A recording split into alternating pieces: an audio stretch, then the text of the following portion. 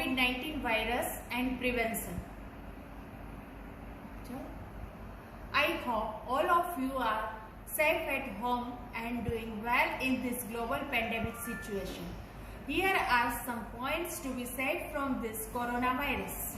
I will explain some basic and important aspects to prevent complication from this coronavirus.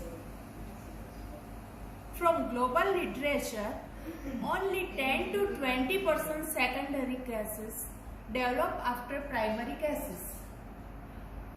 Virus is very highly infectious. Now we will discuss how does it spread, data of virus and different pattern of spread. Data of virus, it is VIP virus, urban virus coming from urban area to rural area, coming from big city to small city. Then from Ahmedabad to નાના rural area means નાના ગામડાઓમાં તે spread થાય છે. હવે આજને એરામાં જોઈએ તો વાયરસની severity is going down, mortality is also going down and morbidity is decreased. Now we will discuss strategy to prevent the spread. It includes good therapeutic protocol. Now we will discuss phase of disease. Phase 1, 2 to 11 days. Now it includes both group A and B. A means 2 to 4 days. It contains entry of virus to our body. And B, 5 to 11 days. It contains multiplication of virus in our body to millions of copies. Now, phase 2 virus. It is of 12 to 20 days. During that period, there is cytochrome release syndrome and there is systemic viremia after 10 days. Now, phase 1. Phase 1. During phase 1, how will we prevent this virus spread? First of all, we will discuss COVID only in nose. In this phase, recovery time is only a half of day and it includes steam inhalation. Means તમે નાસ લો આ ફેઝમાં તમે ખાલી ફક્ત તમે નાસ લો તો પણ પ્રિવેન્ટ કરવા માટે વાયરસને અંદર ફેલાતો અટકાવવા માટે પૂરતું છે. વિટામિન સી એ જરૂરી છે. વિટામિન સી ઇઝ યુઝફુલ અને આ ફેઝ દરમિયાન પેશન્ટ એસિમ્પ્ટોમેટિક હોય છે અને તેને તાવ કે કશા સિમ્પટમ્સ જણાતા નથી. Now in phase 1 COVID in throat સોર.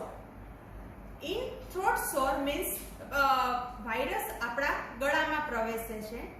During throat recovery time, it is only 1 day, during which time there is hot water gargle, means ગરમ પાણીના કોગળા કરવાના. અને બીજું શું તમે કરી શકો? warm water to drink and then જો તમને તાવ આવે તો પેરાસિટામોલ ઇન્ક્લુડ કરી શકો. then વિટામિન સી અને બી કોમ્પ્લેક્સ ચાલુ રાખવાના અને ગરમ પાણી પીવાનું. અને જો તમને વધારે પડતા સાઇન અને સિમ્પટમ્સ જણાય તો એન્ટીબાયોટિક એડ કરવાની અને એ પણ ફિઝિશિયનને પૂછીને. નાઉ we will discuss that 80 to 90% self limiting viral pattern means કે 80 થી 90% વાયરલના જે ચિહ્નો દેખાય એ એની મેળે જ તમને મટી જાય છે. Only 85% are mild and treated at home. 15% includes moderate symptoms and 5% only are critical and require hospitalization. Among 5% critical, 50% mortality is seen. હવે કોવિડ ઇન લંગ્સ આપણે ડિસ્કસ કર્યું કે covid in nose, covid in throat, now covid in lungs. હવે જ્યારે વાયરસની લંગમાં આપણા ફેફસામાં જ્યારે પ્રવેશ થાય ત્યારે શું સાઇન એન્ડ સિમ્પટમ્સ જણાય? તો એ ગાળામાં ખાંસી આવે અને શ્વાસ લેવામાં તકલીફ પડે. કેટલા દિવસ? 4 થી 5 દિવસ. આ દરમિયાન શું કરવું? તો આ દરમિયાન વિટામિન સી, બી કોમ્પ્લેક્સ, ગરમ પાણીના કોગળા અને તેમાં તમારે ઓક્સિમીટરની જરૂરિયાત જણાય છે, કેમ કે એમાં ઓક્સિજન સેચ્યુરેશન તમારે મેઝર કરવાનું હોય છે. જો ઓક્સિજન સેચ્યુરેશન આપણું બ્લડમાં ઓછું જણાય તો આપણે એ માટેના પ્રયત્નો સક્રિય કરવા પડે. એ દરમિયાન તમારે દિવસ દરમિયાન 1 to 5 લીટર, 1.5 લીટર જેટલું પાણી તમારે પીવું જોઈએ, લોટ્સ ઓફ લિક્વિડ. અને ત્યારે ડીપ બ્રીથિંગ એક્સરસાઇઝ કરવાની.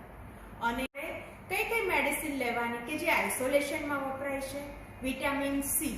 Vitamin C A 500 ગ્રામની tablet, 1 tablet BD means 2 times a day. Then vitamin E, 1 BD, 1 OD. Then sitting in the sunshine means vitamin D. એટલે તમારે 15 થી 20 મિનિટ પ્રકાશમાં કે તડકામાં બેસવાનું થોડી વાર. એટલે આપણી બોડીમાં વિટામિન ડી નું જનરેશનનું કાર્ય શરૂ થઈ જશે. અને vitamin D introduction it is newer entity. અને દિવસમાં એક વાર એગ મિલ મીન્સ ઈંડાનો આહાર લેવાનો, જો પોસિબલ હોય તો. નહીં તો બીજા ઘણા બી ફૂડ છે જેમાંથી આપણને પ્રોટીન સરળતાથી મળી રહે. દિવસ દરમિયાન આરામ લેવાનો, 7 થી 8 અવર્સની શાંતિવાળી ઊંઘ લેવાની, 1 થી 5 1.5 litre of fluid daily consume કરવાનું. પછી તમે જે બી ખોરાક લો તે ગરમ હોવો જોઈએ. હવે આપણે આ બધા પ્રયત્નો કરીએ છીએ. શેના માટે કરીએ છીએ? તો આપણી ઇમ્યુન સિસ્ટમને સ્ટ્રોંગ બનાવવા માટે કરીએ છીએ. અને હવે આપણે જોઈએ કે કોરોના વાયરસનો પીએચ છે જે 5.5 to 8.5 છે. હવે આપણે આ વાયરસને એલિમિનેટ મીન્સ આપણે બોડીમાંથી દૂર કરવો હોય તો આપણે આલ્કલાઇન ફૂડ વધારે કન્ઝ્યુમ કરવો પડે, જેથી કરીને આ વાયરસની એસિડિટી આપણે દૂર કરી શકીએ. એવા કયા આપણા ડાયટમાં ફ્રૂટ સામેલ કરવા જોઈએ? ફ્રૂટ અથવા તો કોઈ પણ શાકભાજી કે જેનાથી કરીને આપણે આ વાયરસને આપણા શરીરમાંથી એલિમિનેટ કરી શકીએ.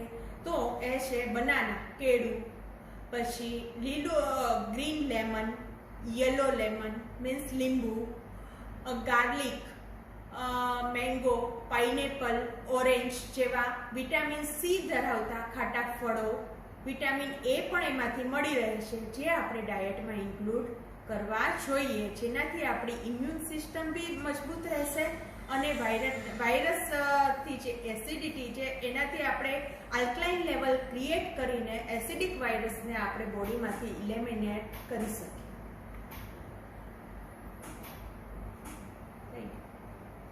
હવે આપણે કઈ રીતે જાણી શકીએ કે આપણે કોરોના વાયરસથી ઇન્ફેક્ટેડ થયા છીએ? સૌથી પહેલા તો આપણે જોઈએ તો નોઝમાં વાયરસની એન્ટ્રી થઈ તો શરદી, કોમન કોલ્ડ જેવા સિમ્પટમ્સ આવશે. પછી ગળામાં થઈ તો શું થાય?